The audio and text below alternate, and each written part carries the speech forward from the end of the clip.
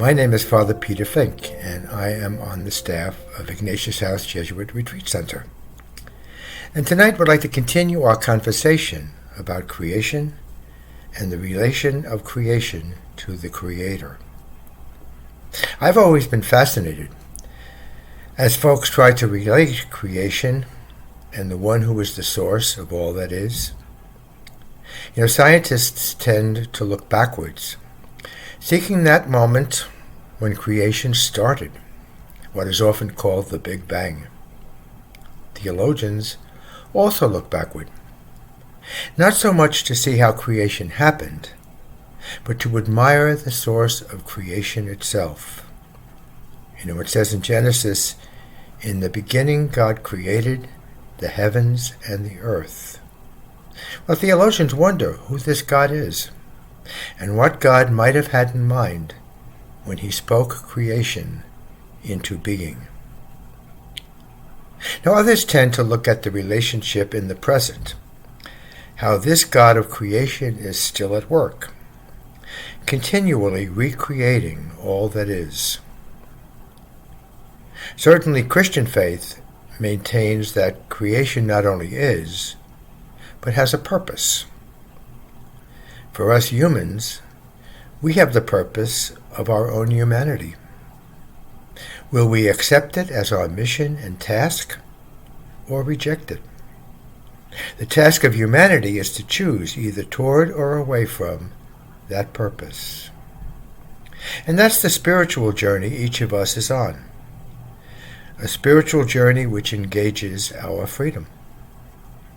The rest of creation will be brought with us insofar as we choose to be truly human and respect and nurture creation itself, or be thwarted if we choose what is opposed to our own human destiny. This journey, spiritual or human as we might call it, is looked at in the present, for we choose to be part of creation itself or not.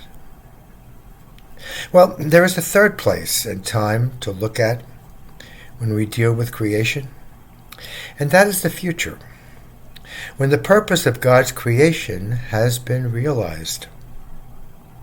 There are many instances in both the Hebrew and Christian Bible that speak of it. One of my favorite is Isaiah chapter 11, about the promise of the holy mountain. "They shall not harm or destroy on my holy mountain, for the earth shall be filled with the knowledge of the Lord, as water covers the sea." That after a wonderful pageant of unlikely creatures, now enjoying each other's company as friends and companions. Another favorite is the book of Revelation, the story of the New Jerusalem, which is born when all that has gone before has passed away. In that world, God the Creator will take a new stance towards creation. Every tear will be wiped away. No more death, no more mourning, for the old has passed away. In that world, God will dwell with the human race. God will hold them as his people and be with them always.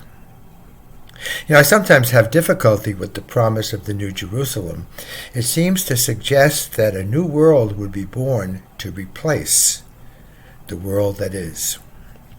Such a new beginning as replacement would only make fun of all that happens in this life. People might say, well, why bother with what we do, since God is going to start over again and make all things new? But that is not what the promise of Revelation is about. Listen further. Quote, "I am Alpha and Omega, the beginning and the end. To the thirsty I will give a gift from the spring of living water. The victor will inherit these gifts, and I shall be his or her God. They shall be my son or daughter." The victor.